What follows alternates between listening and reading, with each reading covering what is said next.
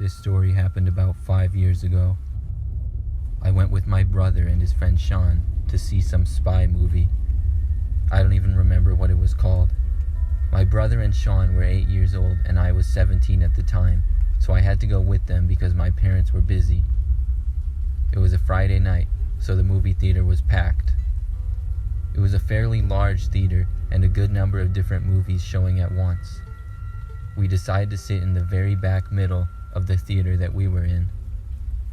There were some pretty good seats. There was maybe around 30 other people at this movie.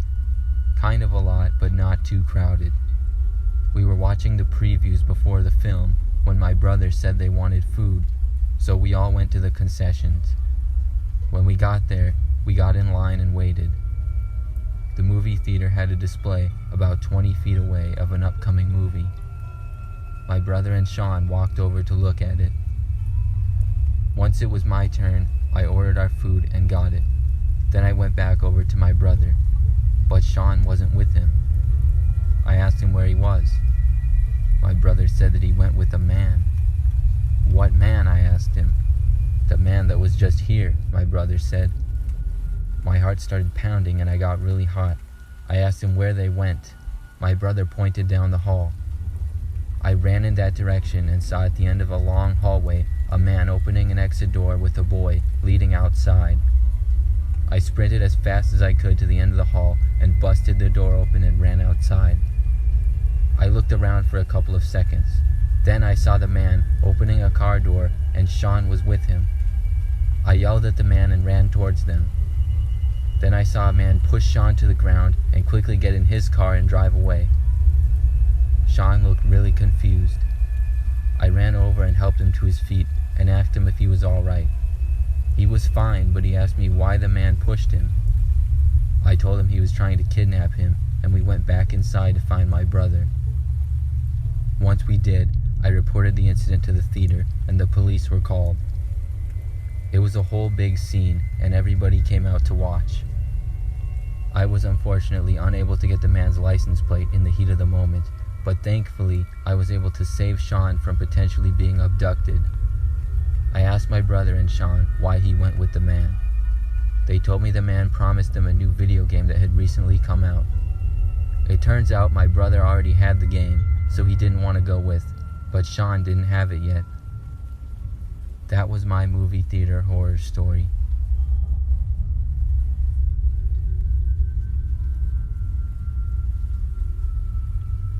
When I was a kid, about 12 years old, I went with my friend one night to the movies.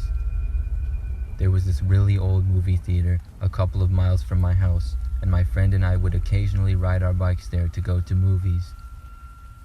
We didn't go that often, but it was always a fun time when we did. One of those nights we went on a day that it wasn't very busy. We went to see a movie, and when it was done, we wanted to sneak into another one. We got into one auditorium and snuck into the back. We stayed there for about 5 minutes, but we weren't really into the movie that was playing, so we decided to sneak into another one. We left and went into the one next door. This one was on the end. It did not have a movie playing in it and was completely empty and quiet.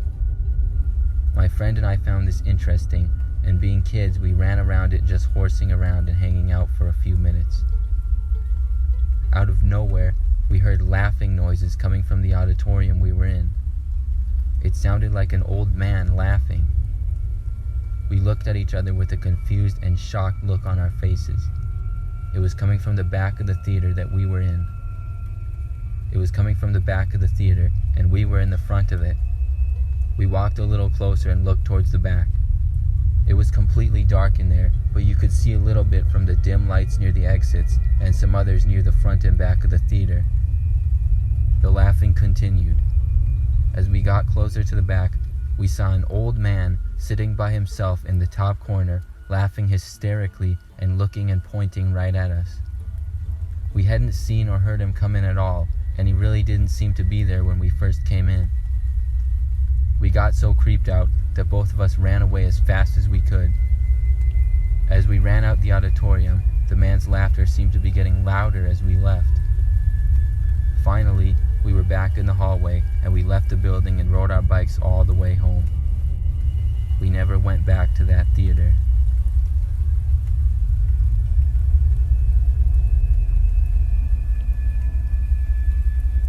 I used to work at a movie theater when I was in high school. It was a decent job because I could get lots of free popcorn to bring home to my family, and we would occasionally get into movies for free. I also liked my coworkers because a couple of them went to high school with me. But on one night in particular, I was working at the concessions, and as it got late, all of the other workers went home, except for me and a guy named Robbie. When it was finally time to close, I went to clean the auditorium that was last used. I went in, and I was happy to see that it wasn't that dirty. There was just some garbage scattered around the floor. I went over and began to sweep it up. Then I heard the door open and shut. I expected to see Robbie or someone walk in, but I didn't see anyone. From inside where I was, you can't see the doorway because there's a little wall blocking it. I guess somebody opened the door but then walked away and decided not to come in. I kept sweeping. About 5 minutes later, I finished and went to leave. But when I got in sight of the doorway, I saw a man standing in front of it blocking it. It wasn't Robbie. In fact, I didn't recognize him at all. It was a kind of big man, about 6 feet tall, dark hair, a dark jacket, and a big build. I asked him if I could help him. He responded by saying, "Yes, come here," and opened his arms like he wanted a hug. The way he said it was just so creepy, I immediately backed away. When I did, he began to walk after me. I turned to run, but he caught up with me and put his arms around me. He was much bigger than I was. I screamed as loud as I could. The man told me to shut up and covered my mouth with his hand. I moved around and struggled as much as I could, but the man had his arms around me and I was unable to escape.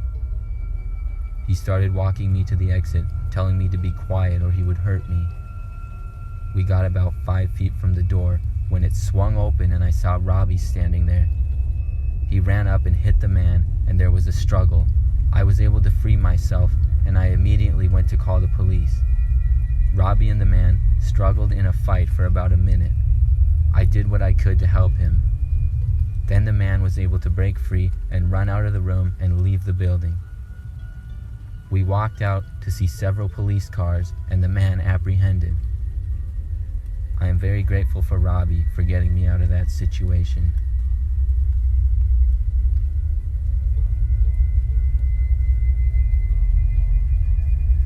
Last year, I took my 5-year-old son to the movies. It was an afternoon, and I usually don't go at that time, but I had the day off work. It was weird to go during the day, but it was very nice because there was hardly any people there at all. We saw some kids' movie that my son really liked. After the movie, we were walking down the hallway when a lady approached us. From the moment she started talking, she seemed a bit off. She seemed to be in her 50s, and the things she said did not make a whole lot of sense. She said something along the lines of she needed a ride to her boyfriend's and she had no money. I told her sorry, but I couldn't help. I didn't know what she was doing at a movie theater if she had no money. It seemed so odd and sketchy to me. She asked a few more times, but I stuck to my gut of it being a bad idea to invite her into my car with my 5-year-old son, and I said no. My son and I left and walked into the parking lot. I could sense the woman following us, and when I turned around, I saw that she was in fact following. I did my best to ignore her, and my son and I got into my car and left. As I was driving away, I saw the woman get into a car and drive off as well. That confirmed to me how sketchy she was in fact, because she clearly didn't need a ride if she had her own car. I saw her pull out of the parking space and cut across the parking lot and then began trailing me in my car. I was afraid she was going to follow me home. But luckily for me, a car pulled out in front of her and got between us, so that made me feel a lot better.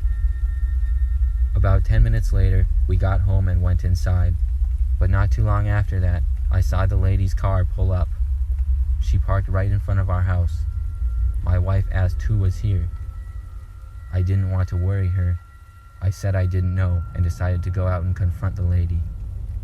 I walked outside to her car. I asked her why she followed me home. She began apologizing over and over, saying that her friend lived over this way and started walking down our street in the other direction. I was not buying her story, but what could I do? She walked away and I went back inside. Her car was still parked in front of our house, which concerned me, but at least she was gone. A few hours went by and I had no sight of the woman. I actually began to question myself and worry about her safety a little because she did not seem too well in the head. I also didn't think she was fit to be driving. I was watching TV that night at about 8 p.m. when I heard a pounding at my front door. Then I heard screaming. My wife and son came into the room and I got up to see the woman pounding hysterically on our front door. This time, I didn't hesitate to call the police and I told my wife and son to go into our bedroom. I stayed by the front door, hoping that the woman would go away and the pounding would stop. She was stubborn though, and she stayed at it for a good 5 minutes. Then the police showed up and took her away. My front door had some damage, but overall was still in good shape. I hope the lady gets the help that she needs.